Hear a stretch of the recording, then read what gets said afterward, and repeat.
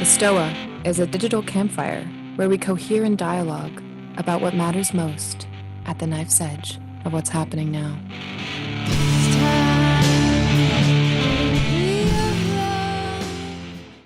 Welcome to the Stoa. I'm Jote and presenting a session today with my collaborator, Lara. The Stoa is a place where we cohere in dialogue about what matters most at the knife's edge of what is happening now. Welcome, everybody. Our dive today will explore knowing through relationship with Eros. So I want to give us all a moment just to settle. Give myself a moment to settle.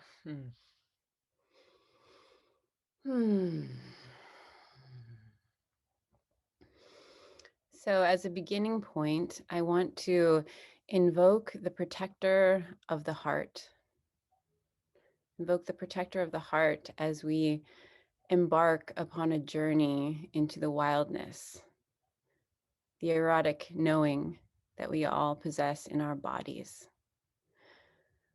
And I've heard that collective presencing is the heartbeat of the Stoa. And I've felt this too. I felt the deep connection in those spaces that Ria has held, and I just want to acknowledge her as an elder and guide, that we are standing on the shoulders of that practice, and it really offers me a lot of safety and power in bringing this offering. So thank you, Ria, and thank you to all the folks who have participated in those practices and really built and strengthened that relational field. So as part of the invocation of that field, I invite everyone who has participated in that space to put in the chat, just drop into the chat something that you like or that you have gained or that has moved you about that space. Bring it in, bring it all in. We want that field of support.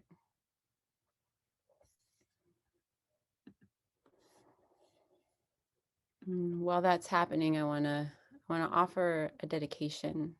So we're following some ceremonial protocol here where we are invoking protection and then dedicating our time to something that is bigger than us, that is bigger than this circle of humans gathered here. So I just want to say we are here for the mutual benefit of all beings, and we are allies in this process. We are opening to the wisdom and integrity of Eros. We are opening to the messages from the waters of life. And whatever happens, we are allies in this process.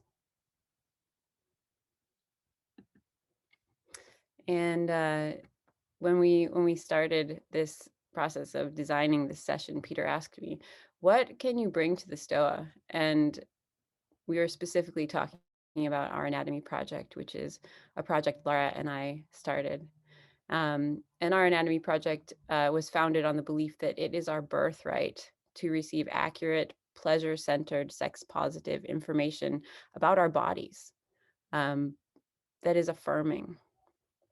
If you want to find out more about that project, Lara is going to drop the link in the chat if you want to find out about the how of what we're up to.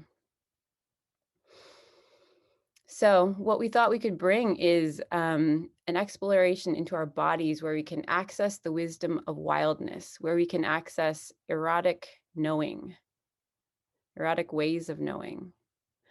And this is a big energy that we're calling in. So we invite you to approach with curiosity and respect. And we invite you to approach. So I'll kind of map out where we're going in the session today. And one of the things that we need with us is water, and more than the water just in our bodies. So get a glass of water, a bowl of water. If you don't have it already, run, go, get it.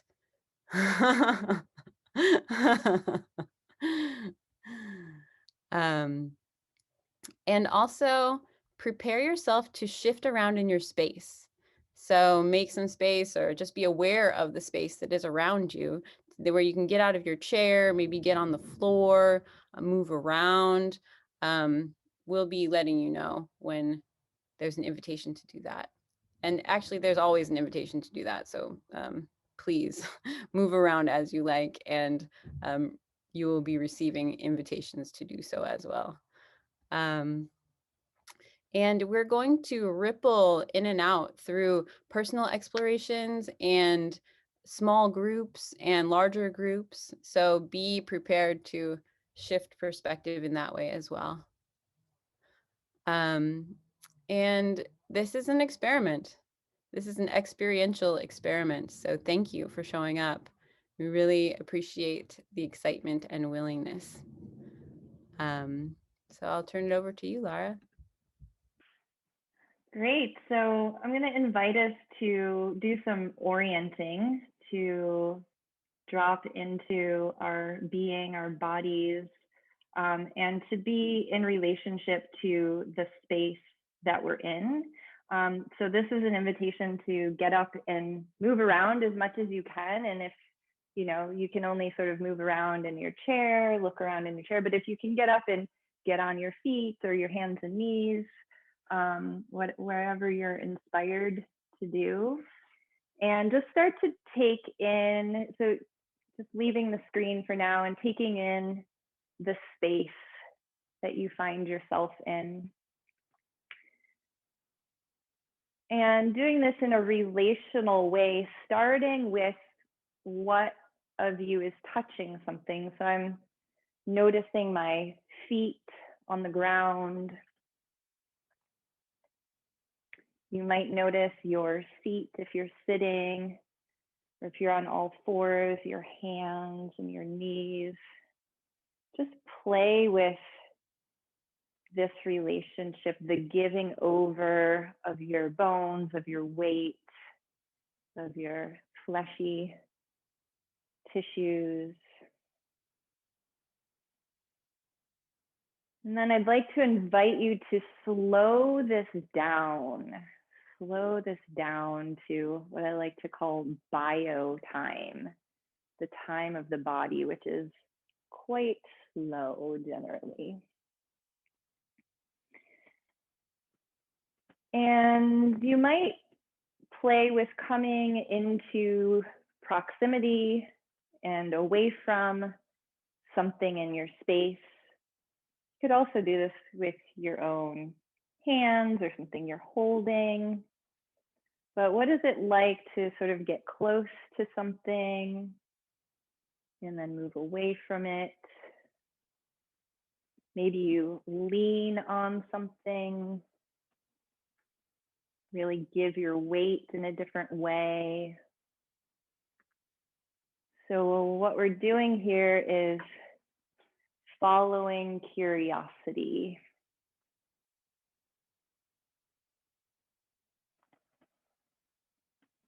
Bringing in more of your senses now. What can you taste? What's the taste in your mouth like? You might move your tongue around your mouth a little bit.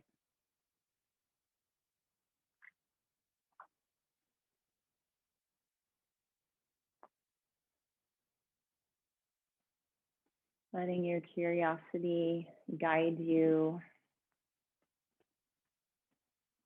What can you smell? Can you smell anything in your space? Maybe you imagine a smell that you'd like to smell.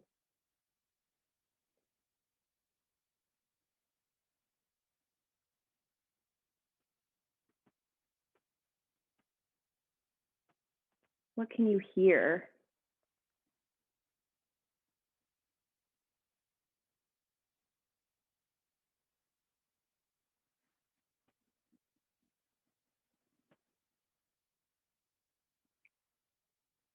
And what might it be like to just bring some touch to your body in some way now? Some grounding touch, a self hug or a little belly rub.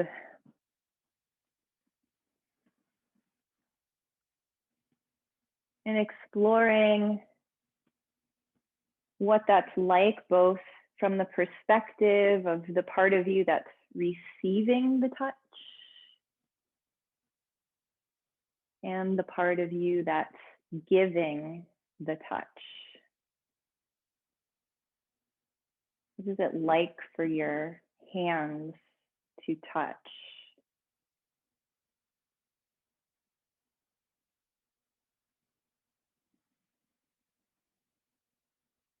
Just letting the impulse to move, to breathe, to sound, move through you.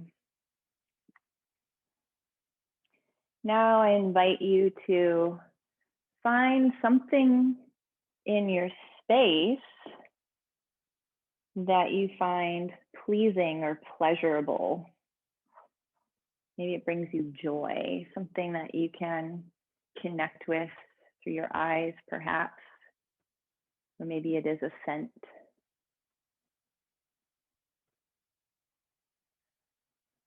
And I invite you to, and if there's nothing, maybe you imagine something. And I invite you to start to take in this thing that is pleasurable, is pleasing, just to be with it.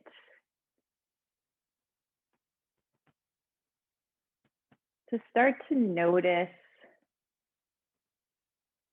how you know, or get curious about how you know that it's pleasurable.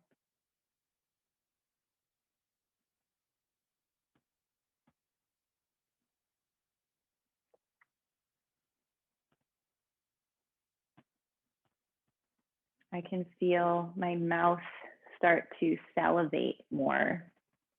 One way I know I'm experiencing pleasure.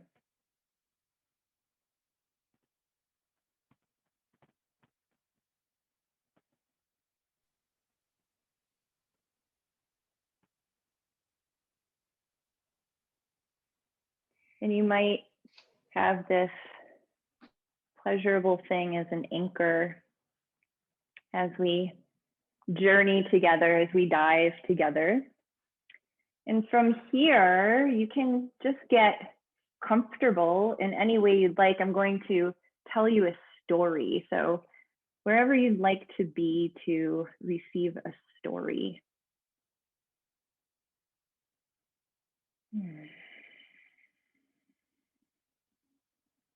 So good to see all of you.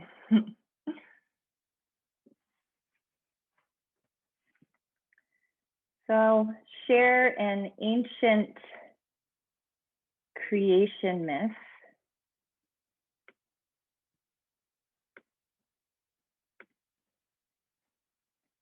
An ancient Greek creation myth.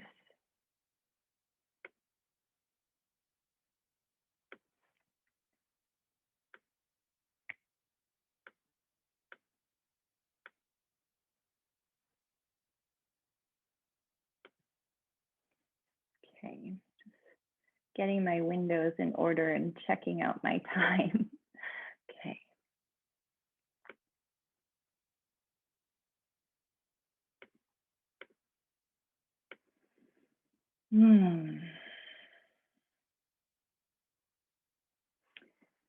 So in the time before time, there was only the void. And this void is also known as original chaos. It was primordial, formless matter in formless space, boundless and vast. And in the boundlessness existed Nox, or night, and Erebus, or darkness. And each of these beings, we could call them night and darkness, each believed themselves to be everything, the only thing. And then spontaneously at some point, there was a movement of wind, and the great night began to feel stirrings. And for the first time, night felt excitement and felt something starting to emerge from her great big body.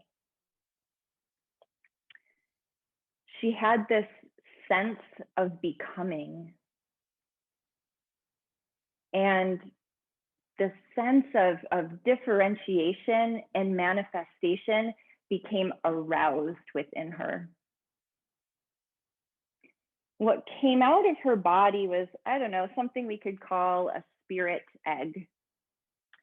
And she took this egg and planted it in the heart of darkness. Darkness is also sometimes known as silence. So for the first time, darkness was penetrated, having this sense of something else. And eventually from this spirit egg, Eros, the great primordial energy of love, was born. So out of the chaos came Eros. And this was the first cycle in the universe. Eros arrived with these audacious, bright, beautiful, golden, sparkly wings. Eros was said to be double-sexed. So just to let us know or remind us that the first being was non-binary. And Eros had 4 heads that were symbolic of the 4 seasons. So there was a ram head for spring, a lion head for summer, a serpent for winter, and a bull that represented the new year. There was this, with Eros's birth, there was this intense heat, like a great furnace ignited in the universe, and this fire was transmitted to every being going forward. Eros is also known as Phanes, the great revealer, and created from this place of revelation, created earth, sky, heaven, sun, moon, and all of the archetypal energies, including the gods and goddesses. So all of a sudden, the formless and formative and form itself came to know each other. And this was the first moment that distinction or differentiation appeared. And the delicious abilities to taste, hear, smell, and feel the qualities of other. Eros gave birth to desire, and beauty radiated through eternity. Along with desire came reverberations of love, of relationship, of passion, all the things that both evoke us and also deliver troublesome paradox to all beings.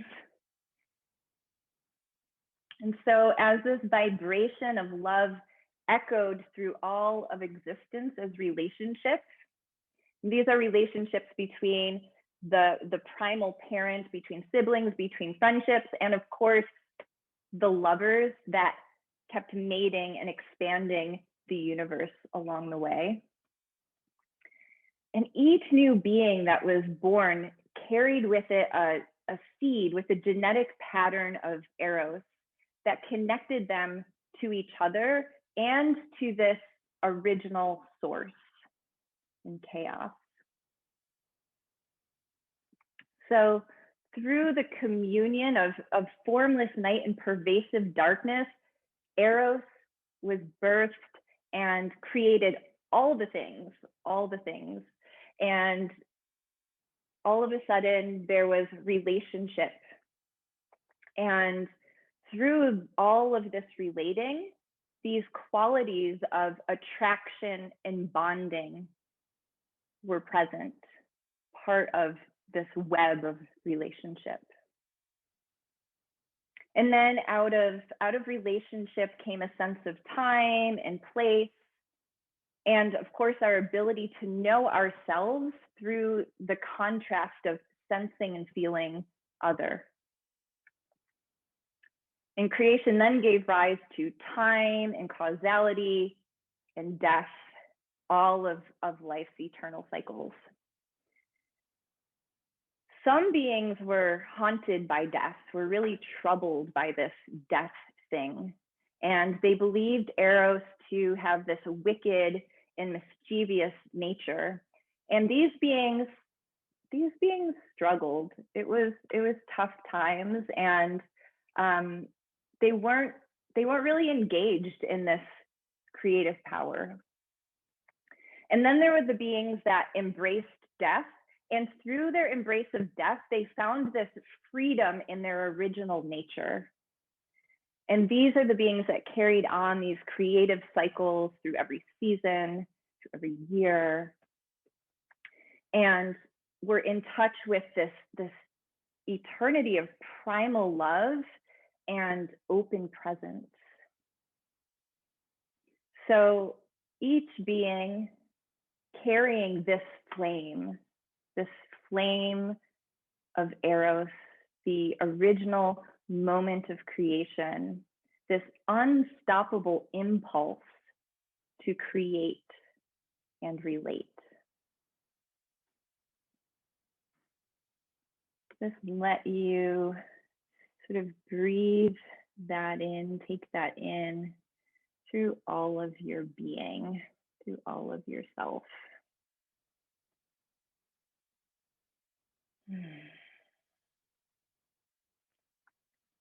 Just notice what's awakened or stirring or evoked. And I'll invite Peter to put us into breakout rooms. So we'll go into breakout rooms just to have a moment to reflect on what's alive from hearing that story, from orienting to this time and place. Just a few minutes to share what's with you. And we could do breakout rooms for just 5 minutes. So we'll have three people to a breakout room. And just, a minute or so of sharing what's alive. And so if we invoke this field of collective presencing, it's this slowing down, it's this listening, it's kind of moving from below, from the earth, from the body. So just to invite you as we prepare to kind of lean back and settle down, take in. So it's the breakout rooms of 3 people for 5 minutes? Yes. Okay. So I'll put everyone in right now. So as we're coming back, I invite you to find your water. Find the water that you brought with you. And if you didn't bring water with you, go now, get it. Move quickly. And I invite you to put your vessel in front of you. Maybe set it on a table or somewhere. I like to place the water directly in front of my heart, if possible. So for this next bit, we are going to be in an exploration with this water. So I invite you to put the water in front of you and let it sit there for a moment. We're going to be putting water in our mouths and playing with that, but not yet. So not yet. So knowing that the water is coming and not yet. So you can close your eyes if you like, or observe the water with your eyes. It's up to you. So this relationship we have with water is elemental. This is an elemental relationship. So I invite you to approach the water with your awareness. Not physically yet. Approach the water with your awareness. What are you grateful for about this relationship?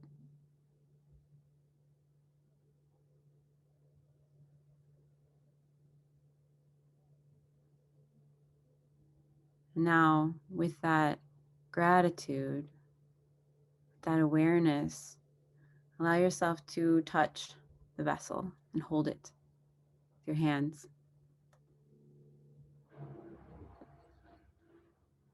What do you notice about being in relationship with this water, holding it? Where do you notice a resonance in your body? Where do you notice water already in your body?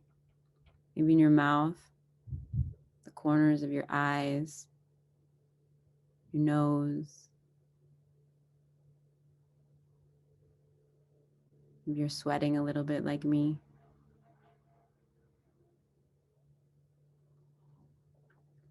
Something about water is that water is attracted to itself.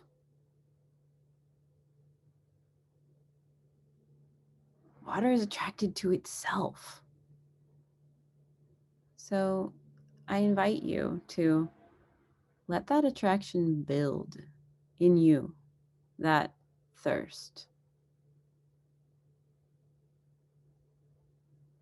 Allow the water in your body to be attracted to the water in your vessel. Feel that attraction, enjoy it, the anticipation. Water is a vehicle for arousal, joy, grief. So I invite you to approach the water with curiosity, with respect, and put some in your mouth and hold it there. So for the next few minutes, we're going to be holding water in our mouths. If you forget and swallow it, you can get some more. So hold that water in your mouth. And I invite you to close your eyes and feel the water in your mouth. Start to move your head around. Let the water flow from side to side, inviting the water to explore your mouth. Inviting yourself to explore what it's like to press up against another being. And let your tongue start to play. One of the beautiful qualities of water is that when we press against it, it moves.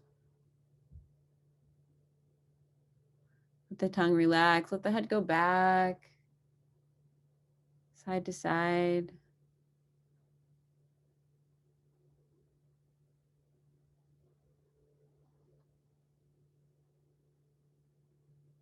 As we're feeling, water follows gravity.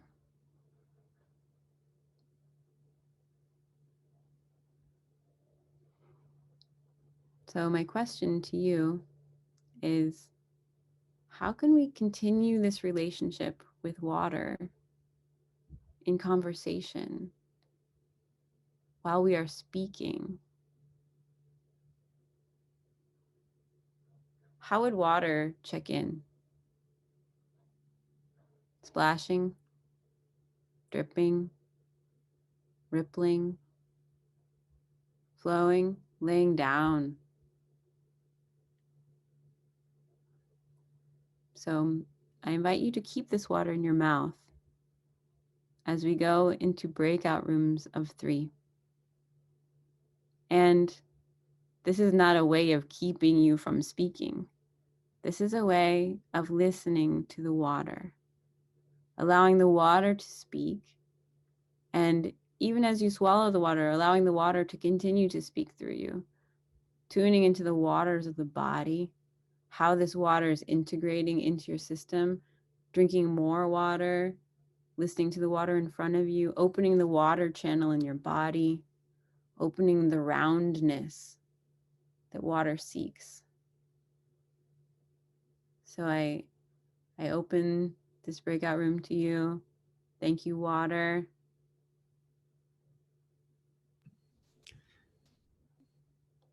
Is it 5 minutes again? 3 people?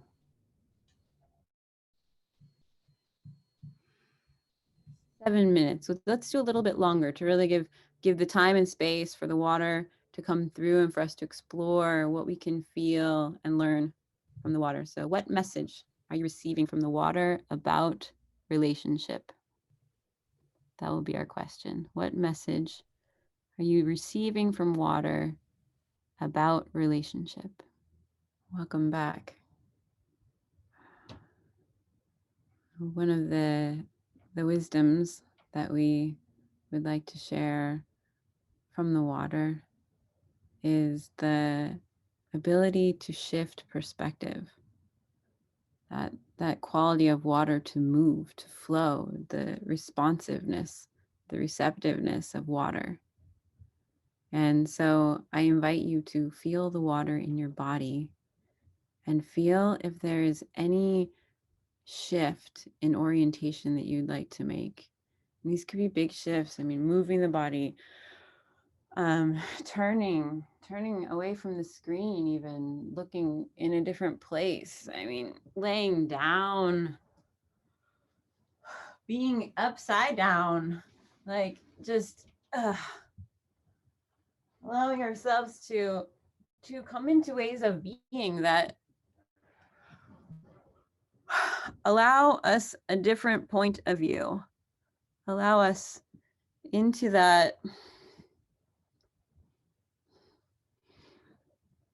way of water seeing that is the huge refraction of light, the multi-dimensional aspect of water.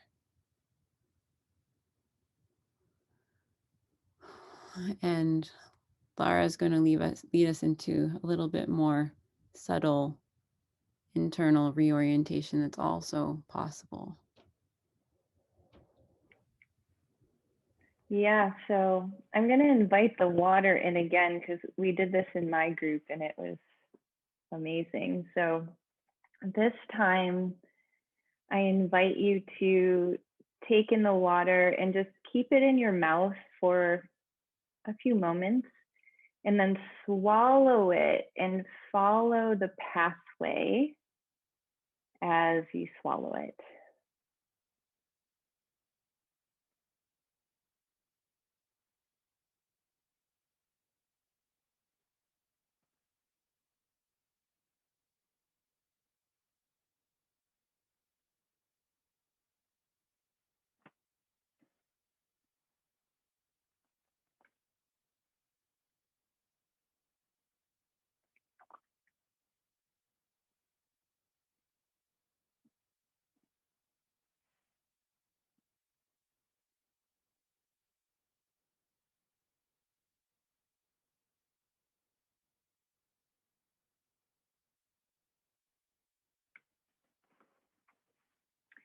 And then from here, getting really cozy for a moment. So you might lay down, you might lean back, you might, whatever allows you to like really drop into like more of a relaxed state.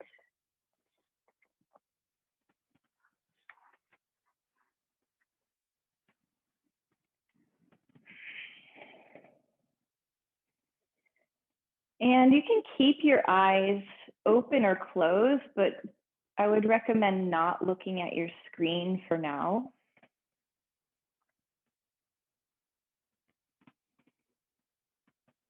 And sometimes we can more easily pay attention with our eyes open and sometimes with our eyes closed. So just seeing what works for you in this moment.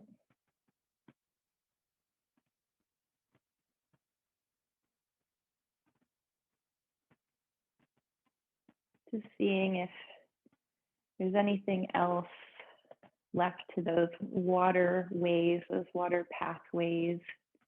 You felt it move to the ends, wherever that is.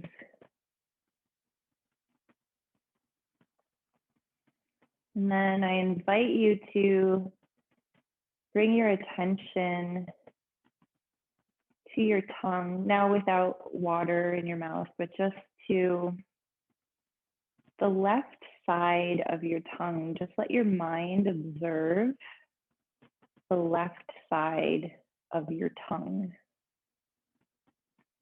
and notice what happens.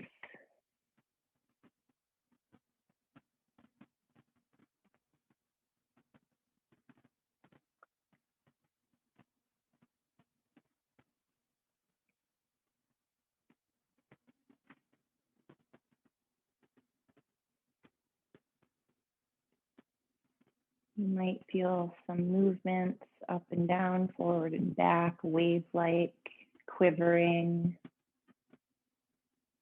Just letting that happen, just observing.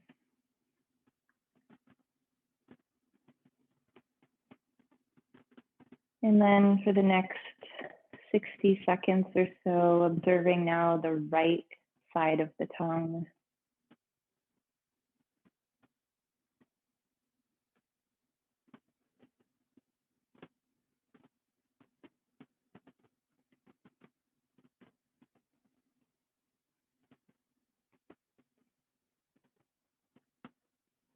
Notice how your tongue perceives.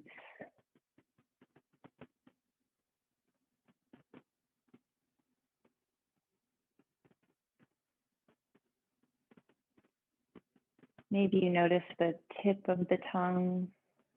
Maybe your whole tongue is moving now. Maybe just part of it.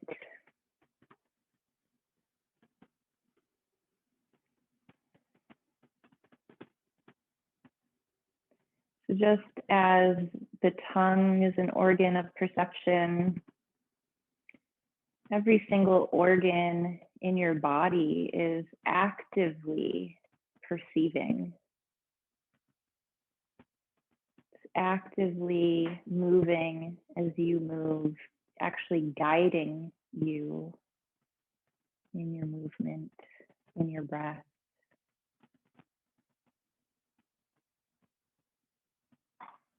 And now, without doing anything to the breath, just letting your breath be totally natural,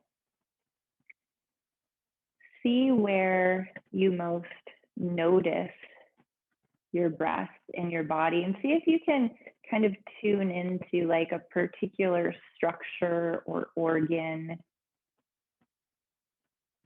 like your heart or your uterus or your lungs or your feet bones, the bones of your feet. So wherever you might notice or get curious about, and just watch, notice what happens as you pay attention to your breath and that place.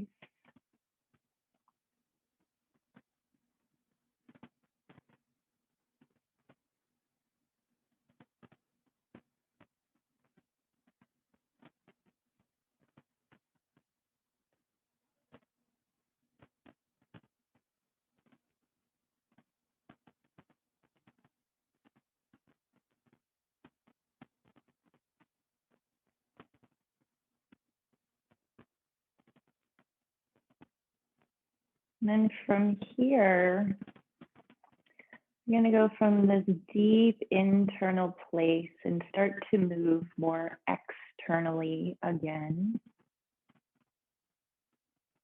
And check out how your body wants to do this. Maybe you want to stretch into your body. Maybe give it a little wiggle and shake to wake it up a little bit. Maybe coming back to that touch. You can start to orient around your space again.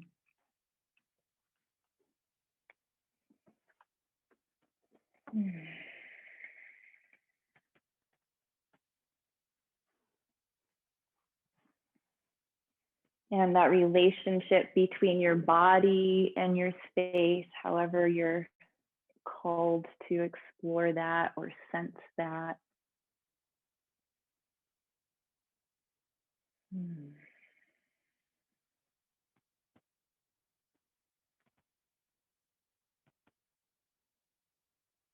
You might notice a different sort of quality or state of being, likely shifted into a very parasympathetic zone with that,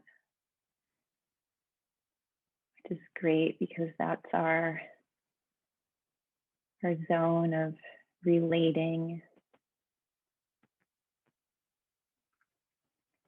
And I invite you to come back to your screen in your own time as that feels good, and kind of get up in your square if you can. It would be amazing if you could turn your video on.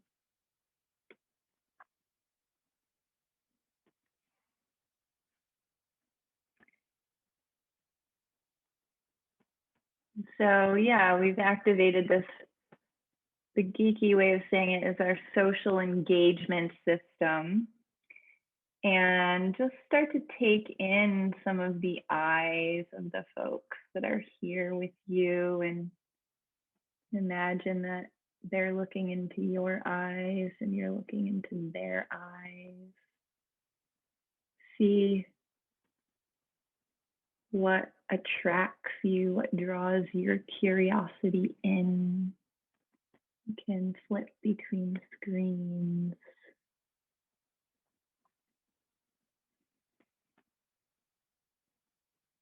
And maybe there's, I don't know, maybe there's something you want to kind of offer through your eyes, through a little movement or gesture. Invite that if that spontaneously arises for you.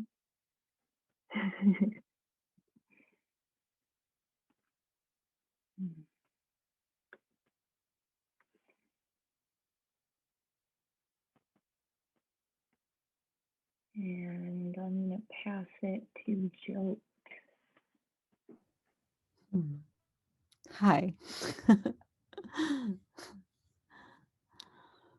Hmm.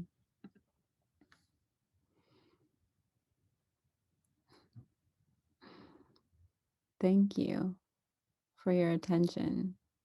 Thank you.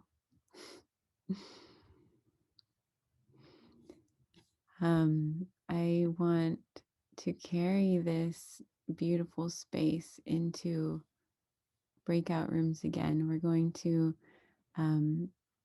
ripple the group out into 2 groups, and we will continue this exploration. So I invite you to stay in this space, do what you need to be cozy and connected. We're in a big research here. We're inviting this big energy of Eros into our relating consciously and intentionally. And it's so exciting. So the question I would like to seed the field with is, how do we source the deep integrity and wisdom within the wildness of Eros? How do we source the deep integrity and wisdom within the wildness of Eros? So, Peter, I'll leave it to your magic technical abilities to bring us into a new dimension. And is it, go ahead. Oh, I was just going to say, I posted that question in the chat for us. We want to take that into what, 2 breakout rooms or 3? What are we? So do you want it 2 big ones or 3? Let's do 3. 3. We have a little bit more intimacy. And how long would you like it to be? 20 minutes. 20 minutes, okay. And if anyone has to leave right now at the top of the hour, feel free to, before I put you in a room, We're here for another 30 minutes in total. So I will do that now.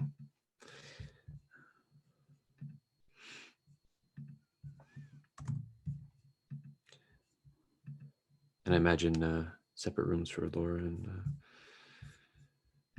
Jote. Yes. And you. And you. You're going to anchor one of them, Peter. Right. Thank you.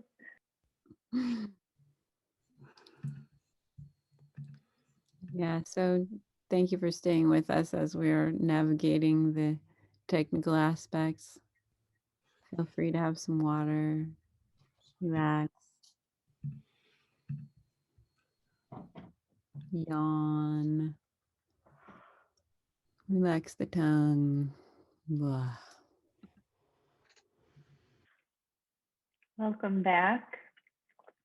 So we're wrapping up here, but maybe we could have someone from each room just give a little share to close. You're inspired.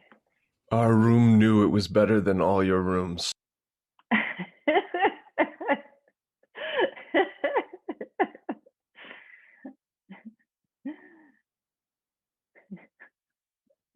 Competitive lovemaking. That's it's an art form. I can share what occurred with my room, and if anyone feels called to add to it. It felt really like sensitive, the conversation. It was like kind of delicate, gentle. And if we kept going, it would, like a delicious orgy would eventually happen, maybe in a couple hours. But it was like the foreplay of a conversation. And I think the whole session primed it. And what was I took away from it is we did the cup and the container metaphor, how the water is molds itself to its container, and we need a container for Eros to, go through and can be flow through, I guess. And we're our bodies ourselves, our containers.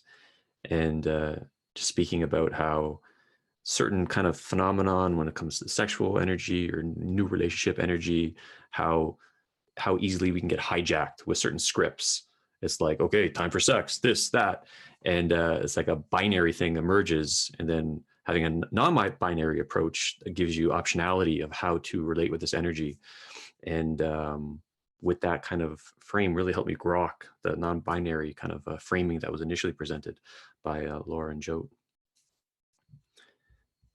So if anyone from my group wants to add anything to that.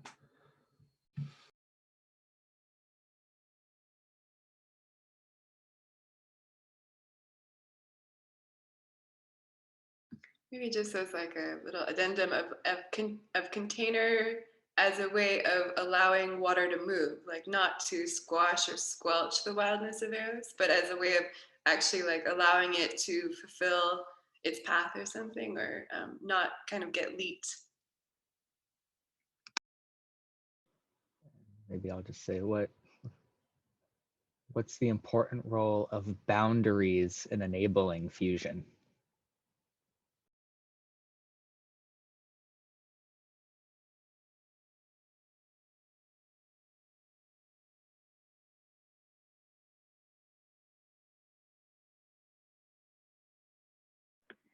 Anyone from my group want to share?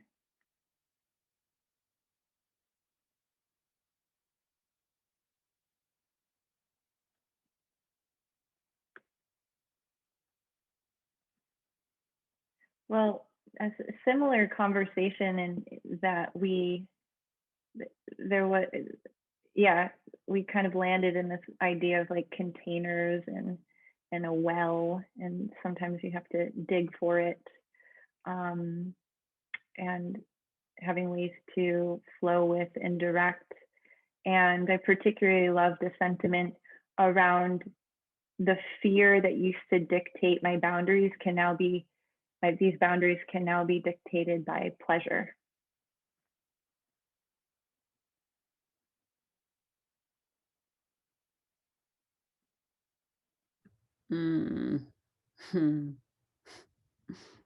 Yes, I love that.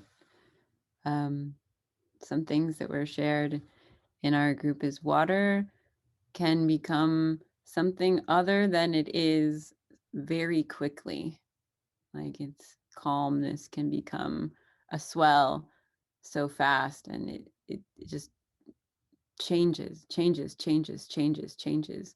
And someone also said, water is a better analogy for sex than the birds and the bees. The birds and the bees is so 1960s. Like, yeah. The idea of attention without tension.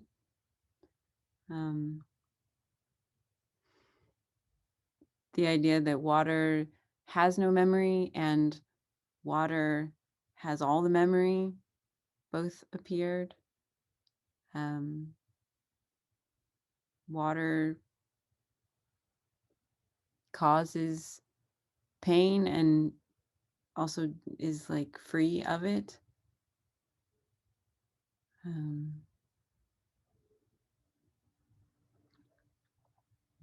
Yeah. Anyone else want to share from our group? We're at the bottom of the hour, so I'm gonna wrap us up, even though it's very tempting. So yeah, another thing that came up, and I'll just say in closing, just to acknowledge this, that there's a fear of the wildness, like the wildness is going to take over and we're going to just start destroying things or something. And Eros is disruptive, but it's also generative, you know, it's creative. And I want to just give deep thanks and appreciation for everyone that showed up and so willing to play. Thank you so much. I shared with my group that this is my element. This is like why I'm on the planet, to like be in these spaces, to share these spaces, to evoke these spaces, to be like a big like cat rolling around on the floor on my sheepskin rug. So I really appreciate having the opportunity to share this. And I'm going to put the link to our anatomy project again, if you want to tap into what Jote and I are up to. And we have a few more kind of events in the series with Jote and Peter. I don't know if Peter, you have those queued up to go in to the chat by any chance? Yes, thought so. And then the three of us will be offering something on Valentine's Day, an idea sex party. And Peter, I'll turn it over to you for your final thoughts. Could I add one thing before we go to that? If you join our mailing list for our anatomy project, you will receive something beautiful, because Valentine's Day approaches and we want all of you to be our Valentine. So I'll just say that mysterious thing. Cool. I don't have much closing thoughts, but just deep gratitude to Lara and Jote for bringing your gift to the Stoa. I got a lot out of this, and I sense the room got a lot of it too. And echo Lara's thoughts. Thank you everyone for bringing your Eros today. You can join Jote and myself for the idea sex session, where we're going to channel this energy, bring it forward, and then just play with ideas, and then hold two ideas that are opposing perhaps, and then feel the tension between them and see if an idea baby emerges from it. So you can check that out in the chat. And yeah, everyone, thanks for coming to the Stoa today.